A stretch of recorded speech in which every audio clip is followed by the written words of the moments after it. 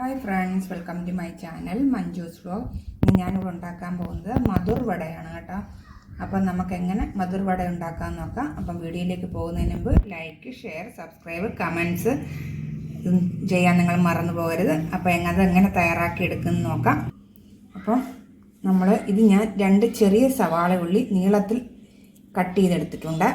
അത് നമുക്ക് ആദ്യം ഇട്ട് കൊടുക്കാം. ഒരു 3 പച്ചമുളക് റൗണ്ട് ഷേപ്പിൽ കട്ട് ചെയ്തെടുത്തത് അത് ഇട്ട് കൊടുത്തു.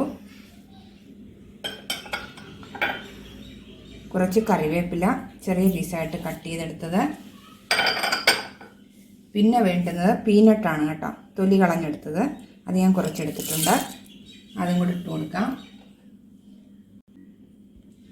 1 സ്പൂൺ ഓയില്, അതിൻ്റെ കൂടെ ആവശ്യത്തിനുള്ള ഉപ്പ്. എന്നിട്ട് നമുക്ക് നന്നായിട്ടൊന്ന് മിക്സ് ചെയ്തെടുക്കണം. നന്നായിട്ട് മിക്സ് ചെയ്തെടുത്തിട്ടുണ്ട്. അതിൻ്റെ കൂടെ തന്നെ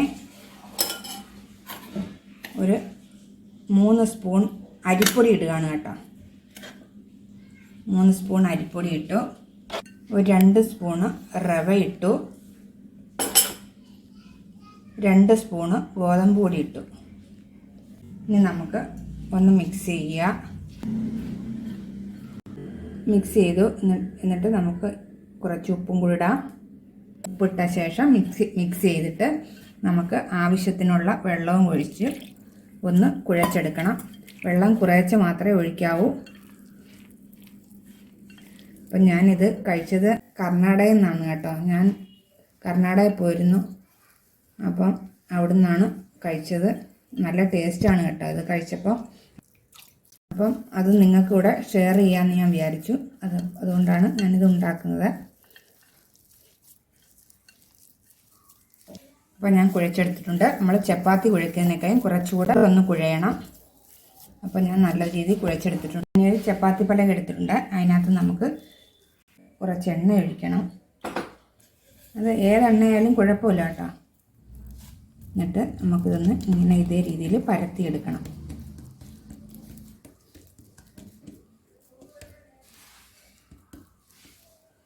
ഇതേ രീതിയിൽ പരത്തിയെടുത്ത ശേഷം ഇതേ വണ്ണം മതി, ചെറിയൊരു ഇത് മതി.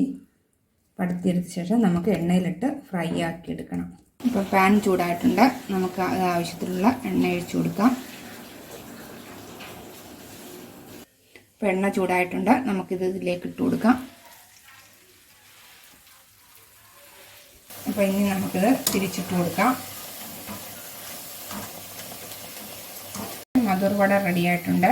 ഇത് ഒരു പാത്രത്തിലേക്ക് മാറ്റുകയാണ്. അപ്പോൾ നമ്മുടെ ഈസി ആയിട്ട് തയ്യാറാക്കാൻ പറ്റുന്ന മധുർ വട റെഡി ആയിട്ടുണ്ട്. ഇത് നിങ്ങൾ ഉണ്ടാക്കി നോക്കണം. വളരെ ടേസ്റ്റിയാണ്, ക്രിസ്പിയാണ്. അപ്പോൾ ഉണ്ടാക്കി നോക്കിയിട്ട് കമൻസ് ഒക്കെ അയയ്ക്കുക. അപ്പോൾ ഇനി ഞാൻ ഇത് കണക്ക് വീണ്ടും ഒരു റെസിപ്പിയുമായിട്ട് നമുക്ക് വീണ്ടും കാണാം. അതുവരെ സീ യു.